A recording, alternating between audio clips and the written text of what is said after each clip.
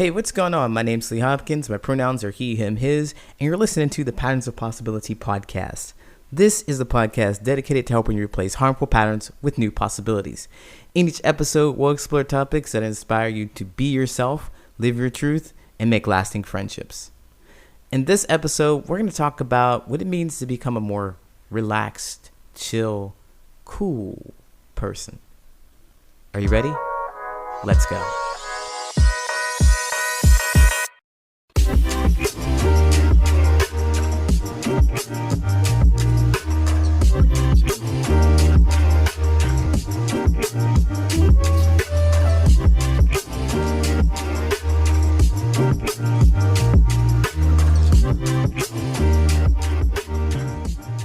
Anxiety can make it hard for us to develop new relationships because our brains begin to laser focus on our behaviors and other people's reactions to our behaviors.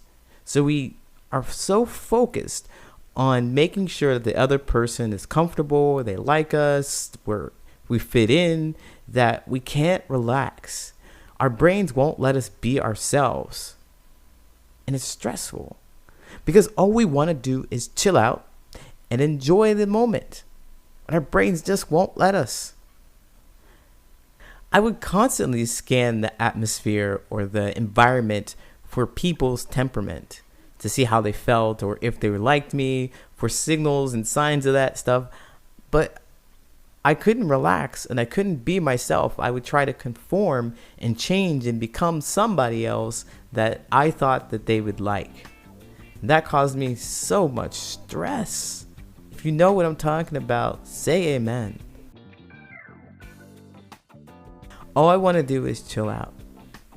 And on the other hand, I would go to places, parties, or wherever. I would go to different places, even just in my work atmosphere. I would see people who were calm and who were cool, who were collected. And I wonder, what the hell? How do they do that? Do you know what I mean?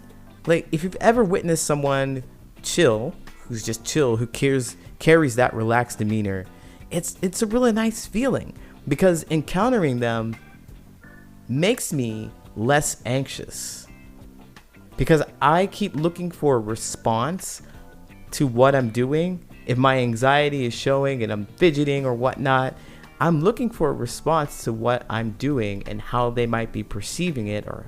And if they are just calm and relaxed and cool, then I realize subconsciously my brain starts to relax. And it's like they are fine. I don't need to do anything. They're fine. I don't need to perform. I don't need to try to change anything. I'm fine. I may still have some anxiety about what I think they felt. At the end, I might overthink it again. But in the moment, I get to be calmed a bit by their energy. Knowing that no matter what I do, they are just going to be. Gives me a sense of, well, no matter what I do, can't I just be? So if you ever witness somebody who's chill like that, they'll draw you in, right? Without really doing anything. And I've always wondered, how do they do that? Better yet, how can I do that? Now, while I don't have a cure for anxiety, I do have a few things that you can practice to help you become more chill, more cool, more relaxed, all right? So I have 5 tips for you. The first one is practice self-soothing. Self-soothing is when you're bothered, you can get grounded in the fact that you don't have to react. It's a bit like I just described. Self-soothing is your own mechanism to calm yourself down. What you'll do is take a few slow, deep breaths and tell yourself that what you're feeling is normal and that you're going to be okay. Number 2, learn how to find peace in stillness. When you have an opportunity on your own, be somewhere quiet. Put down your phone and simply exist with your thoughts. It's again an exercise in knowing that you are okay and that you are comfortable with yourself and your thoughts without any other distractions. Number 3, Move slowly and mindfully. Now this one is really awesome. I love this one because it keeps you in the moment, focusing on what you are doing and being intentional about your own actions and how it makes you feel. Get to know how your body moves. Get to know how you feel at different parts of the day. Get to know yourself. Number 4, develop your emotional intelligence. This is where you're learning about your feelings and how others might express their feelings. You learn what makes you feel angry, what makes you feel sad, joy, disgust, anticipation. Learn how that feels in your body and also learn how to recognize it in others. That will help you make a really great connection. It'll make you calm in the sense that you can see how they're experiencing that, they're having their experience, and it has nothing to do with you. Number 5, find someone who inspires your idea of chill. Whatever that might be, find someone and watch them. Because having a model will help you see how they respond to problems. With this template of a model, you can develop your own sense of style. For me, mine is a fictional character. If you've ever heard of Ted Lasso, you might be able to relate to this. But I loved Ted Lasso and how he is so unbelievably strong in his boundary setting, but he's also kind, polite, and respectful to others. I really enjoyed that about him. Now, I know he's a fictional character and he may be someone that is not realistic in the sense of, wow, he doesn't show any different sides of him, but he's a template to help me solve specific problems in my life. And the problem of being a more chill person and relaxed in the face of me saying no to someone, something that might upset me or feel uncomfortable to me, this man creates a very clear template of what I can possibly do. So for you, find someone who is your idea of chill. So those are my 5 tips. Practice self-soothing, learn how to find peace and stillness, move slowly and mindfully, develop your emotional intelligence, and then finally, find someone who inspires your idea of chill. I'll be right back with the Answer Reddit friendship advice question. This week's friendship advice question is, should I apologize for speaking up? So, I have this friend lately that's been more meaner than ever before. I tried to ask him about it, but he just brushes it off. One day, as I was going through some stuff, I texted him that I would really like to spend some time with him so that we could talk because I was struggling. His reply was, "That sounds like a you problem." And I took that personal because I was struggling hard, and he's the only friend that I have, so that really hurt. My reply was, "With friends like you, I know that's a me problem," hinting that I couldn't count on him even for just a small chat that I really needed. Since he hasn't texted me, spoken to me, nothing, he just ghosted me like that. Since then, he hasn't spoken to me. So I don't know what to do now. That was the end. Wow, I chose this one because I was really surprised by what was in here. It's very short, but his friend is meaner than ever before. That stuck out to me right away because it implies to me that his friend hasn't been nice ever. His friend really has just been mean and is getting progressively more angry and meaner. And then the idea that this friend can be somewhat supportive to the poster, whoever posted this, they're looking for their mean friend to be supportive to them. And finally, they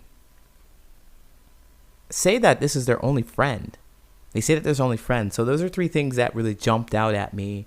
In this episode of Being a Chill Person, I picked this one because it seems that the friendship is a lopsided, disadvantaged, imbalanced friendship in the sense that there's one friend with all the power and the other one is just a beggar who's hoping to get some attention. That's what it seems like. Pretty harsh way to describe it, but emotionally that's what it seems like. Please pay attention to me just a little. And now the poster has come to Reddit, and I hope that they find some information here that will help them relieve themselves from this kind of friendship or connection, because it's very toxic in the sense that both of you, I say both because I don't like to say a toxic friendship without addressing both sides of the coin, because both of you don't seem to connect with each other. The other friend is being really mean, and it seems like the poster is vying for the friend not to be mean, but to be kind and hearing and hopeful. And they're hopeful of that. And I look at the poster and I wonder, what is it about this friend that you want to stay connected and close to them? I know that they're your only friend, but they are not the only person in the entire world. They're not the only person in the entire world. What is it about them that makes you want to be connected and close to them? What is it about them that makes you want to push past the anger or try to change them from being angry? Because they are really being clear to me. I'm an outsider looking in. They're being very clear that they can't provide the emotional support that you're looking for, that you need. And I think they can't even do it for themselves because they are not a chill person. They're not in touch with their own feelings. They express it as anger really quickly. I believe that that's what I'm getting from your side. It's expressed in a way that is harmful and hurtful to you. And as a chill person, I think that you could take your feelings and express them in a way with emotional intelligence that you, the poster, could understand. So your angry friend could say, hey, to you, I'm frustrated about this and I'm sorry I can't help you, or something along those lines, in which you would feel supported but understood. All right. So it's also your responsibility and your ability to hear it, to hear that they cannot support you. And here, to me, after my years of experience in relationships just like this, I hear them screaming that they cannot support you, and I'm not quite sure that you hear them. I'm not quite sure you hear them saying, I can't support you, I don't have the tools you need. You may, on the other hand, want to tell them how they can support you, but this is where the toxicity comes in, is that they're not listening. You're not listening to each other. They're screaming that it's a you problem, and you're saying back, yes, it's a me problem, obviously, but here's what you can do to help me. Because you're looking for them to open up communication and hopefully talk to you and hopefully be there for you. If they just do what you want them to do. So you're both stuck in this dynamic in which you're trying to change each other, and that's what makes it toxic. He's trying to get you to listen. You're trying to get him to listen. You're not talking. You're not hearing each other. So it becomes toxic because you'll want to change each other to listen. It takes one person to chill out and essentially decide that they're going to hear what the other person has to say. And I hope, Redditor, the poster, I hope that is you here in this moment, that you really hear that they cannot support you. And you do some of the exercises where you're self-soothing. You're connecting with yourself a little more. You're understanding what your needs are and how they cannot meet them, and that's okay. That you can find someone else to connect to. So what should you do now? What should you do now? Well, I'd encourage you to journal your feelings, because right now there's a lot of things going on. You said you're having a hard time, and now you're having a hard time with your friend on top of that. And now the idea of losing your friend is another thing that's on top of it. So there's a lot of emotion swirling around, and it might be difficult to pick out what to do and have your anxiety chill. Your anxiety will be over the moon. If you over the, I don't think that term is used right, but out there, it's gonna be out there. Over the moon is like a joyful thing, isn't it? But your anxiety will shoot through the roof, and you will be really anxious because you want your friend to respond to you. You want to have a connection. You don't have anyone else to turn to, and it feels isolating and hopeless. And anxiety will just feed on that. What is it I'm doing? What about me? Why didn't I do anything better? And such and such, I don't know what to do now. Well, it's all your fault. All of that stuff can seep in. So I encourage you to write it down, get it out of your head and on some paper so that you can look at it another time when you're not in a heightened emotional state. You get that out on a piece of paper, you'll be in less of in a heightened emotional state, and you'll be able to revisit that and think about it with less emotion and more intention to figure out what you should do next. So first of all, write it down. Take some deep breaths and relax. Think about your relationship then.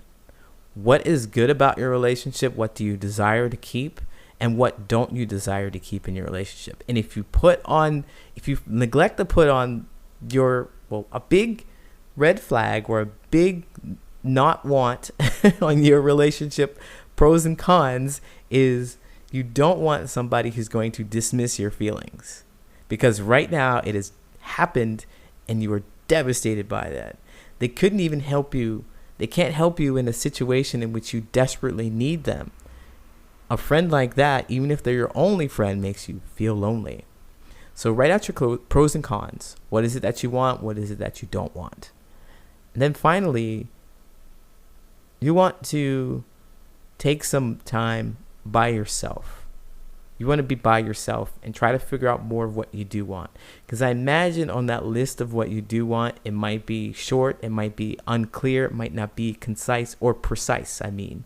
It might be things like someone who will treat me nice, someone who will respect me. Well, do some reflection to figure out exactly what it is what people can do, specific actions and behaviors that they can do to treat you nicely, that make you feel respected. Okay? And then start searching for people, start talking to people that can do those things. Go try new things and find new people who can share some new experiences with you. Be mindful of your experiences. Okay, Redditor, thank you so much for writing. I know that you didn't ask me to answer your question, but I did, and I hope that you find something here that will help you sincerely. Best of luck to you. Take care.